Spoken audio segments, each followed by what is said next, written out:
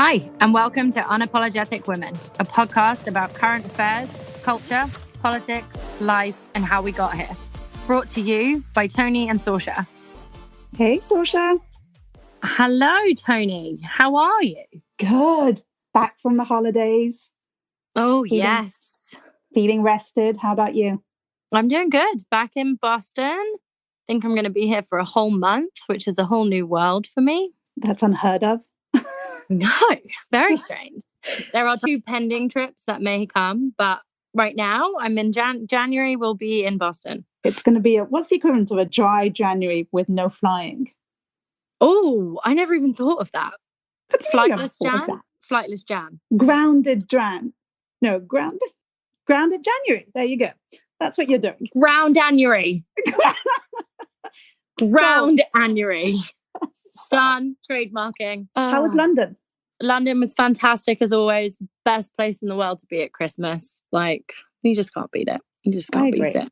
I feel like everyone I know this is not true, but I do feel like everyone loves Christmas in London, and everyone is festive, which you don't have here in California as much. Although people are crazy here as well, but very true. Well, where in the world are you today?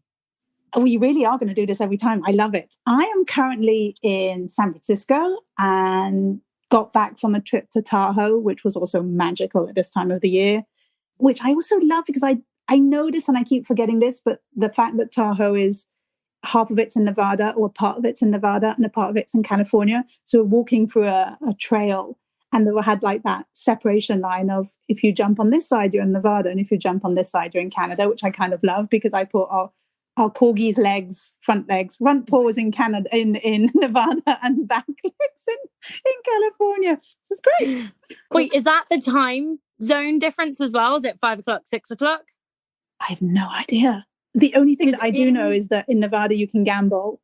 In California you can't. So all the casinos are on the Nevada side, which I find hilarious because that's such an American thing. Yes. But I didn't think about the time zones.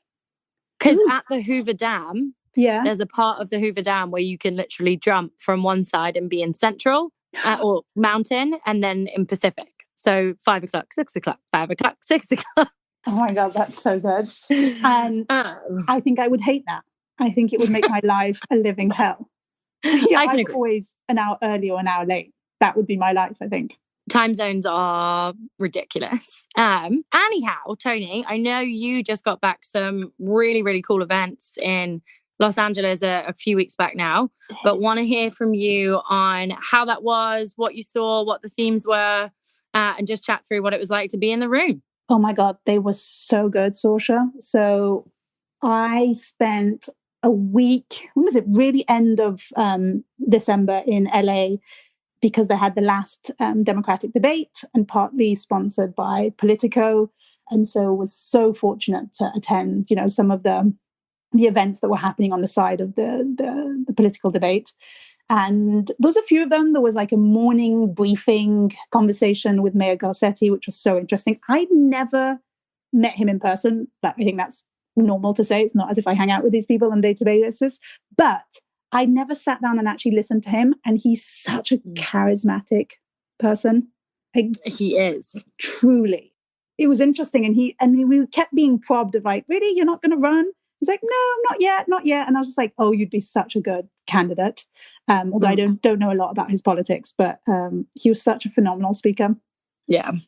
And then we had a fun party. And then there was one event that just stood out for me, which was a women rule event. So similar to the one, actually sponsored by the same group of people to the one you went to last time.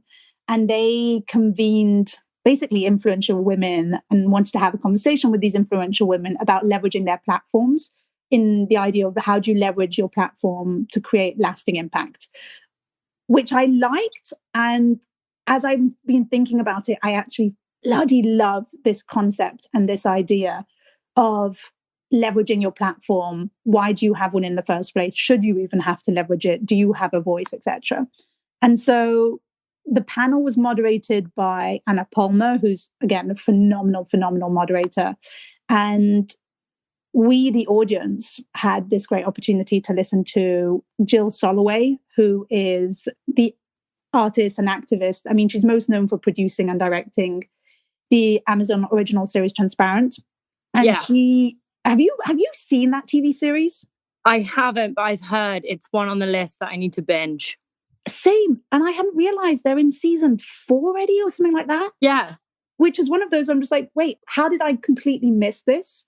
And I've heard great things about it too. And I didn't know this, but I was doing my usual like Googling, who the hell is this woman? How have I not heard of her? And she explains that she felt inspired to create Transparent after her father came out as transgender. And I've done the mistake that I've just done again, where I said she, and I really need to get a grip of myself with this one, because she does not identify as she or he. Her pronouns are they, them, and theirs. And Saoirse, you and I have gone through the pronoun piece with people at our company and just learning and like the muscle memory. Yeah. But anyway, so if you're listening, I apologize because I keep doing this mistake and I keep telling myself that a small act shouldn't take that much from me to just get someone's pronouns right. Webster Dictionary, that was the word of the year.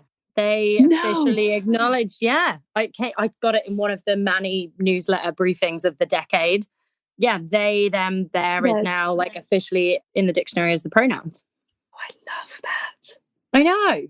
I love that. And I get it. You know, I've heard so many people say about, I don't understand this is so, and it is hard. Very hard. Like, again, I wrote it down. I remembered it. And even as you write it down, you still make the mistake with the wrong pronouns. So there was Jill Soloway, who was one of the speakers there. We had Michele Norris-Johnson, who was a former NPR host and creator of the Race Card Project, which is another phenomenal project about, she asked people to send in postcards and explain in 6 words or less how racism and race had impacted their life. She said something beautiful on stage, which was along the lines of 6 words, just 6 words can be so impactful, or 6 words can tell a story, which was, I love that idea. Yeah. And then you had Emily Dreyfuss, who's a journalist and editor, and she was formerly a journalist at Wired and now at Protocol. So again, incredible bunch of humans on that panel. And it just got me thinking about how important it is if you have a voice to use it. And for a long time, Saoirse, I had this idea of, I saw the spillover of someone having a voice or a platform as an opportunity rather than a privilege or even a duty.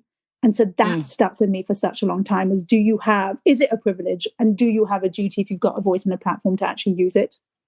Yeah. And Toni, that to me brings up the question of, if you're given a platform, right? If you are born into this world where you have a platform versus you've earned it some way or another, right? Yeah. Or like you've worked for it. And what's the variables between that? The one for me, the example that comes out is the royal family. Right? I was going to say the same thing. Into it.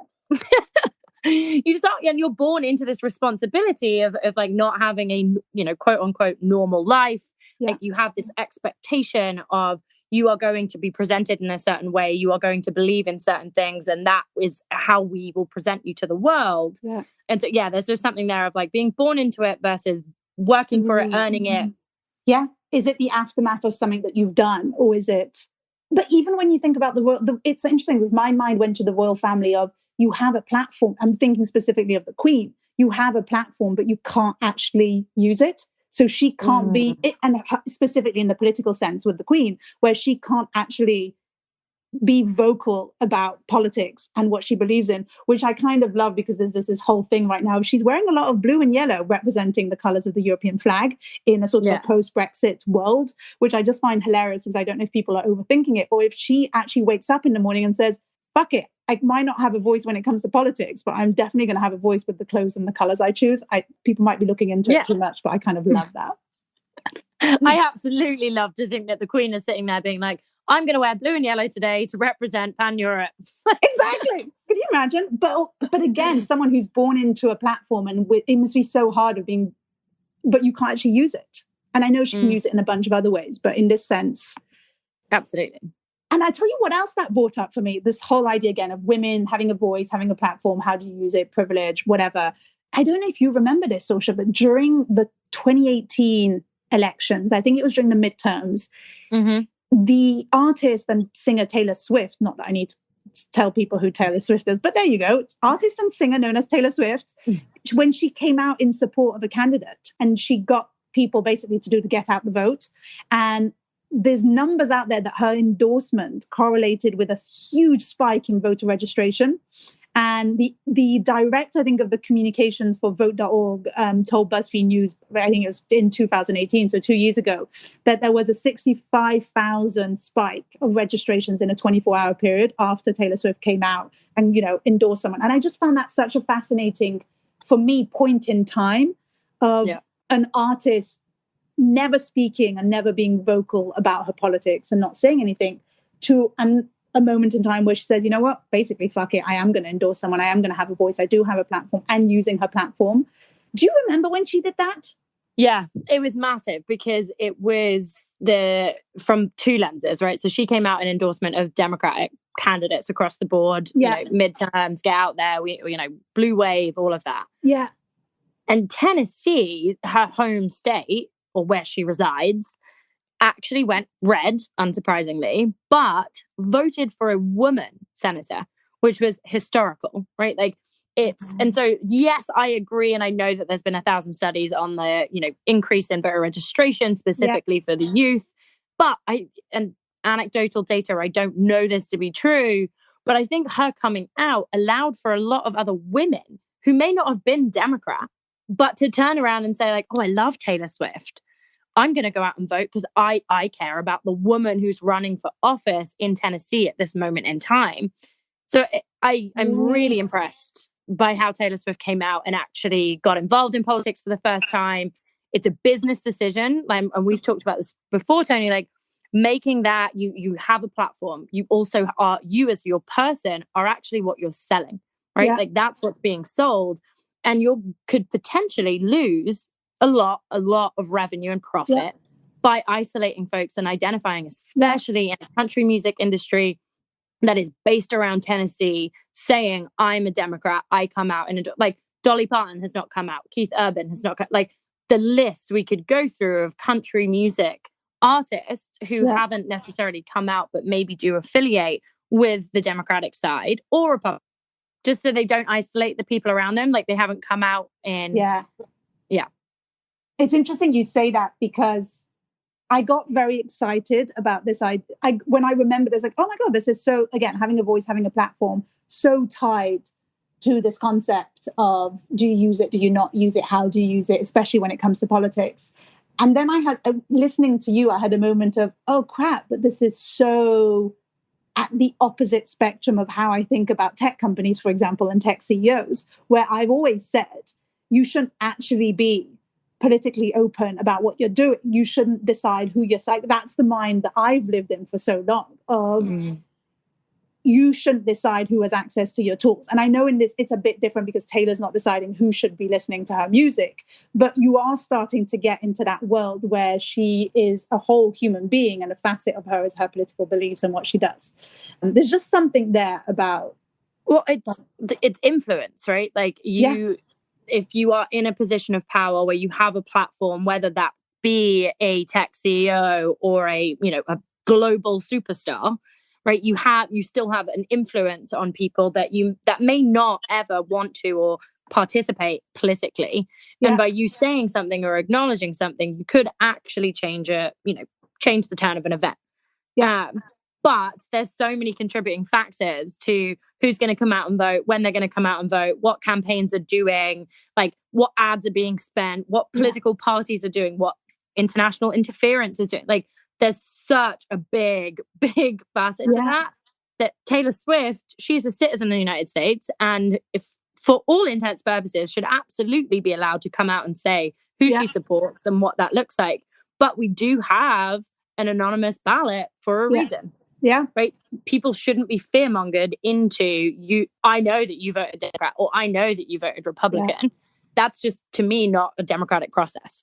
And it's interesting that you say that, the fearmongering piece, because a lot of the panelists at this event actually spoke about the hatred that comes out. So again, you've got a huge privilege for having a platform and a voice. And they came out also saying that, you know, we are 3 very lucky individuals here tonight because we have the privilege of having a platform in the first place and being able to use it and have people listen to us. But let's face it, with that comes the hatred and the hate and the visceral reactions of many people, especially with social media.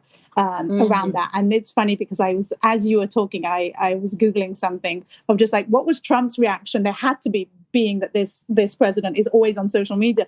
And he did indeed tweet, and he said, quote unquote, let's say that I like Taylor Swift's music more, about 25% less now. Okay. Which again, very hard to vocalize President Trump's tweets. But yeah, she clearly now people are going to have a reaction to her coming out and being politically active in that space, which I found fascinating. The fact that we can Google the president's tweets. Yeah. Well, take me back to university and I'll do a whole essay on it. That's it. And I was just thinking, my mind just went to, oh crap, I did do my master's degree and had a class on digital diplomacy. And it wasn't that long ago. And I can definitely tell you there was not a whole section of the course on social media's impact and Twitter and what that was. It was more of, you know, people are starting to go on Twitter and politicians are starting to have a presence there. But that's about it. No diplomacy conversations are actually happening. Well, safe to say that's we are. Here we are, 2020. There's another woman who wasn't on the panel, but that comes up for me when I think about someone with a voice and I think about someone with a platform. And I will come back to what these panelists said, but someone that came up is Jameela Jamil. Are you familiar with her? Yes, love her. So she is a Pakistani, British, extremely tall, extremely gorgeous woman who used to be, I think, a TV presenter, now is an actress on The Good Place that I think just wrapped up its last season, which is a very popular and very hilarious TV show. So there you go. We've just given you 2 TV shows for 2020 if you are like us and have to catch up on TV shows. And she explained how she was very candid about this, that she never set out to be an actress. She went to LA without a job after her gig in London being a TV presenter because she was sick and tired, packed up and moved to the US, which I also want to understand how she did that without a visa. As someone who's going through visa issues, I want to know more about how to pack up and land in the US. And she jokes that her agent was also an agent for some of the cast members on The Good Place. And they were looking for, quote unquote, a Pakistani, very tall British woman. She's like, well, I kind of fit the bill there, got that job. But she talks about why she was excited about becoming an actress and knowing that she'd get a voice as a result of that, is that it would allow her, that fame gave her a voice and a platform to talk about the things that she really cared about. And she's always been an activist. And one of the things that she cares deeply about in this moment is tackling the toxic diet culture. Yes. And she, again, even though she wasn't on the panel, is just someone I think about who takes that to a whole new level of, and I've been thinking about that for a while, I became something or someone that I know in that job gave me a voice and a platform to then use that voice and that platform to talk about the things that I deeply care about, which I'd never thought about before, because I'd always thought about, oh, how lucky or how privileged actors, singers, anyone with influence are, and they should better use a platform for, you know, bettering the world. And here's someone who came out and said, no, this was a strategic decision.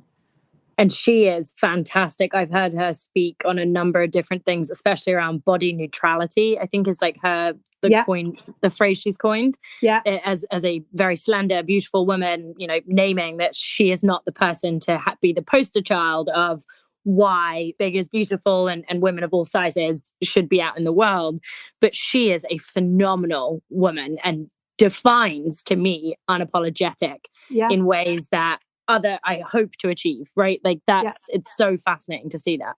Yeah, it was interesting because I think she got a lot of flack for doing the I Weigh, which is her Instagram account around. And I think she explains, and I might botch this story, but she launched the I Weigh, as in weighing, I Weigh campaign on Instagram after seeing like a middle, a full spread in a magazine of all the Kardashians lined up. And on top of their head was how much they weighed. 56 kilos, 70 kilos, 20, whatever, 20 kilos. No one weighs 20 kilos but when you're past a certain age. And she was shocked that she was like, are you kidding me? These women are billionaires and millionaires and have achieved such great success, yet we're judging them on how much they weigh. And so she came out with her I Weigh campaign, which is, I weigh 2 kids, woman with a master's degree, all of that, which I found phenomenal. I also love that that same picture and women who sparked her I Weigh campaign is also what she's fighting against in the toxic diet culture. So she did this whole campaign around Instagram saying women or girls under the age of 18 shouldn't be seeing these very toxic diet products that are now being sponsored left, right, and left from the Kardashians. Goes to your point. That's a woman who's unapologetic. It's January right now, so I've been served probably 75 ads of Equinox, Peloton. Wow, we could have a whole conversation about the Peloton ad. Peloton, Gusto, Home Chef, Hello, Sunbasket, Get Healthy, New Year. I get it. I'm the perfect demographic. I'm a woman in my 20s who has disposable income, and it's January. And yes, target me with this. But it is like new year, new you. Feel good in your body. The intense push that advertising comes in that health and fitness industry come January. Planet Fitness. Did you see any of the New Year's Eve? They sponsored every single part of the New Year's Eve ball drop. Everyone had these purple, yellow hats on. Every time this camera panned, Planet Fitness was there. It's like, sign up today, you get a discount, $10 off signing, New Year's Eve. It was just mental. I was watching it when we were in Maine for New Year's Eve, and all I could see was Planet Fitness everywhere. It's so brutal. And yet I honestly think, Saoirse, this is the first year in my entire life that I haven't posted, thought about, or said to someone, oh God, I've eaten so much, I feel so bloated and fat. Oh God, I better hit the gym. I'm purposefully, because of someone like Jameela Jamil, saying things like, I think her thing is, you're right, it's body neutrality and body liberation, which I kind of fucking love, which is your body's a vessel. It's just the thing that allows you to stand up and take you from point A to point B. And she mentioned something about, what was it she said the other day? It's great because when I don't think about my weight, I have more time to think about my next orgasm and the money in my bank account. And I'm like, I don't know whose show that was on. It was fantastic. And I'm just like, hell yeah. But it is that moment of, oh my God, the amount of time that we spend thinking about this. And not to say it's great if working out is what liberates you and working out is what, great, go for it. But this year is the first year that I haven't stopped and purposefully taken that decision to not think about, oh, I need to get on a treadmill, or I need to start working out, or I've eaten too much. It's just bizarre. And I'm 30, how old am I? Sort of 34, I think. Isn't it wild? It's just insane. Honestly, I'm going to bring us back, because how did we get here? To a woman who I know we've touched on before. And when you talk about women and their platforms, she screams it, right? Yeah. Jessica Yellen, who I know you had talked about in Los Angeles. Oh, love her. So she wasn't on the panel. And I think I keep talking around the panel. I will come back to the panel. She wasn't on the panel.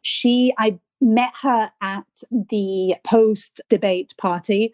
And someone said, oh, I think that's Jessica Yellen. And I just finished wrapping up her book called Savage News. And for those of you who don't know who Jessica Yellen is, she was the chief White House correspondent for the CNN, for CNN, not the CNN, for CNN. And then she created, talking about platforms, her own platform called News Not Noise, and using Instagram. And she talks about how her friends were just saying, you're so good at breaking down the news for us. You're so good at helping us make sense of what actually is happening versus all the noise. And so she coined that hashtag News Not Noise. And she started by basically using her platform, using her voice on Instagram, picking up her phone and just talking directly to her followers and breaking down the news of the day. And she did it very well in saying, you're going to hear about all of these topics, and these are actually all noise. Put those aside. The actual true topic or story that you should be focused on is X or Y. And did such a great job with that. And I also loved someone who, again, if you go back to the idea of platforms, who didn't use an intermediary platform. She was no longer using the media or the board. She was directly going straight to her followers, which I also love in this day and age. We often forget about, you don't need anyone's, and I love this idea as well, but you don't need anyone's blessing. You don't need anyone to tell you, yeah, you should use your voice, or yes, you can use your voice, or let me edit your voice, or let me edit your content and then put it out there. No, it was like a direct conversation that she was able to have. And you know what? She was the sweetest person. Lovely. She is fantastic. I religiously follow News Not Noise. I think she distills information in a way that is so powerful and allows you to actually get news neutrally, which at this moment in time in the world is a very complicated thing to do. And just actual facts from her. And I absolutely love her. Triggering for me, with completely unrelated, is the fantastic man that is Michael Moore. My opinion of him is that he is fantastic. Other people may have differing. And he posted this morning something that ties to this based on what we're talking about with News Not Noise on Instagram. And I'm going to read it out because it struck me in a way that, like, hello, fellow Americans. Do you know this man? This is the man he's talking about is the man who was killed from Iran. Do you know this man? Did you know he was your enemy? What? You've never heard of him? By the end of today, you will be trained to hate him. You will be glad that Trump has assassinated him. You will do as you were told. Sit, fetch, jump. Get ready to die on your plane ride back home from the holidays. Get ready to send your sons and daughters to die in a new war. War makes the rich richer. War is good. War is a necessary distraction. War is peace. Trump is our commander. Happy new decade. It won't be long now. Shh. Sleep. There was no collusion. It was a perfect call. I just shot a man on Fifth Avenue just because I can. I'm sorry, but due to the national emergency, we've had to postpone the election. It is Michael Moore. There's conspiracy theories. I understand, I know, but it was so impactful for me this morning, seeing that, seeing the image of this man who I absolutely had no idea who he is, how his impact was for American civilization. And that piece just so eloquently written of this is what's going to happen by the end of the day is on every news channel. There's no one busting out the noise versus news here. And the rhetoric is that America's done a great thing and we're going to do this. We're going to move forward with whatever it is, ultimately. And just Michael Moore gives me such just like a breath of like, wow, say it as it is. Like, for me, it had two things for me. It was the bursting of the bubble and the pulling the carpet from under your feet. You're just walking on the treadmill right now. You have no idea that you're being spooned. Similarly, as we go back to in a less political landscape, it's January. Resolutions, diets, you have to be thinking about that. You have to be hitting the gym until you stop and question, wait, who decided that I should have resolutions in the new year? Who decided I should be more slender than what I am? Who decided it was bad for me to eat? Honestly, like the pulling the carpet, Toni, that's such a good way to think about that. It is mental. Sorry, I took us on a complete tangent there with Michael Moore because I do love him. But I'm going to pull us right back to the amazing panel that you had because I do want to. Let's talk about the panel. I want to hear about that. The panel. Okay, there was a couple of things that stood out from these women, from these people. So Jill Soloway talked about affirmative action, which I loved. And she talked about it in a very specific remit, which was with regards to hiring more trans people on her show. And they did exactly that. I am going to get there. They did exactly that for the hit TV show Transparent that she was producing. And she brought up something extremely important, which was it's not as simple as identifying and finding the person that was trans and giving them the job. It was actually that's a privileged situation to be in when you can just identify the people you need and hire them. And what she was saying is that it's actually more of a full-time job. What's actually happening is you need to return to this commitment every single day. And you need to return to the commitment, but also the work that it's going to take to evolve. Because trans people didn't have that many jobs in TV, didn't know what it was like to work in acting, all of that. So it's similar. basically a white man privilege to be able to be identified and put in a job, and you'll survive in the job and you'll actually thrive. No. Actually, for certain communities and for certain segments of people, you have to affirmatively come back to it every single day. And I kind of love that, because they mentioned that they thought it was going to be as simple of, it's a big job already to identify the trans people who are great actors. It's another thing to convince people to give them the job. And actually, there's a third element there that people don't think about, is you need to come back to it every single day and be willing to set them up for success, train them, help them, which gave me goosebumps listening to them talk about that. Yeah. So that was the first thing that I loved. They also, good Lord, this is a great learning experience. You're coming on this journey with me, people. Soloway also didn't shy away, and I love this, from talking about overthrowing the patriarchy. They actually had this advice during a panel, and I'll tell you, there's a lot of white men in the audience, and they said, it's shocking that there aren't more men asking, what can I do? So if you're out there wondering how you can help your sisterhoods or how you can help the fellow trans community, it's a good place to just sit there and ask, what have I done lately? And I love that she just said, where are the men asking how they can help other women or other people in the minority community? And they stared in the public, and really, I can still feel the stare on you going, what did you do lately? How have you helped? It's not actually that difficult. Oof. Which I love. That is. Yeah. Yes. They also mentioned what I came back to a little earlier on about, again, such a privilege, such an opportunity to have your voice, to have this platform. It's also extremely painful, the amount of hate that you get. And they mentioned that the hate that we were getting was more often than not from white men trying to keep their dominant position.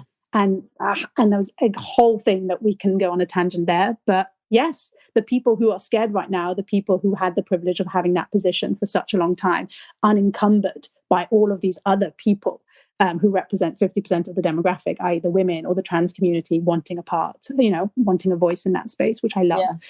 Michele Norris talked about her project, the Race Card Project, again, and this whole idea of how 6 words can really spark a whole conversation. And she was asked what was next for her. And she talked about wanting there to be a space where people can actually listen to each other, which I also love. We talk about this at length, Saoirse, about the power of just listening. It's so rare. It is so, so rare. And when it happens to you, when you are actually truly listened to, or when you do it to someone else, the impact that conversation can have, you can't experience it, or you can't express it until you've experienced it. Oh, I love that. You can't express it until you've experienced it. Yeah, because you don't know what it looks like, you don't know what it feels like, you don't know what it sounds like. Like, to actually have someone reflect back to you what you've said and then ask, like genuinely ask open-ended questions without having a lens of, okay, I'm going to solution mode this, is so rare. Yeah. And we are uniquely poised and have depth of experience in this because of where we've worked.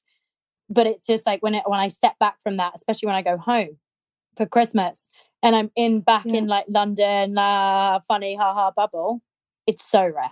We know, and we should we'll have, I think, a whole episode on that, of what it means to discover something so unique in the space and then go out in the world, the real world, and realize how that hits you in the face, which is like true. And again, this panel felt, and they were all very good at reminding us that there's so much more that needs to be done. And what we're experiencing, we're creating these pockets of goodness, whether that's in your industry, whether that's in the office that you're working at, or the company that you're leading at.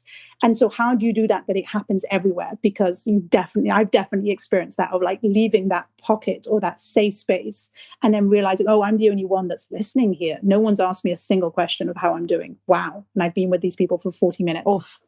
And then there's just one other person that's definitely worth mentioning as well. There was Emily Dreyfuss, who was on the panel as well, and who spoke really candidly about being a working mum.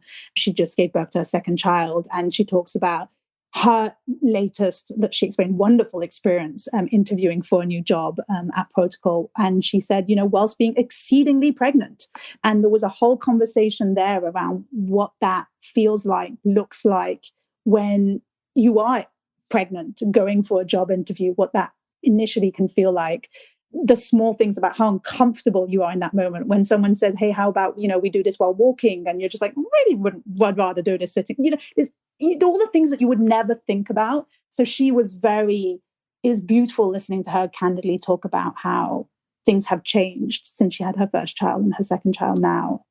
It was just a beautiful, honest conversation with clearly 4 badass women.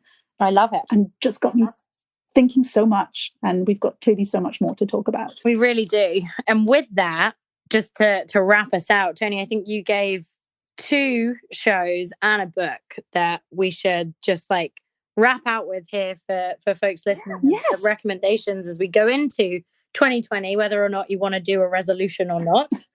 So yeah, just recap those there, Toni. So we had the Transparent Amazon TV show. We had The Good Place, which is very hilarious. And then we have Jessica Yellen's book, Savage News, which I'll talk to more about in another episode because it's an interesting mix of a biography / a novel. And I've read so many of those, and there seems to be more and more of them. And the authors always seem to be women. There's something there about not writing a memoir, not doing a biography, but doing it in the shape of a novel. So it's fiction, but it's taken from your experiences. So there's something there that I want to dig into. Oh, I love that. I love that. Well, and there you also go. given us all of these fantastic unapologetic women to look up to and research. So it was great chatting, and I will chat to you soon. Yes, talk to you soon, Sasha. Bye. So I have been forced to thanking you all this evening. No, only joking. Thank you so much for listening to Unapologetic Women. It's Sasha here. And this is Toni.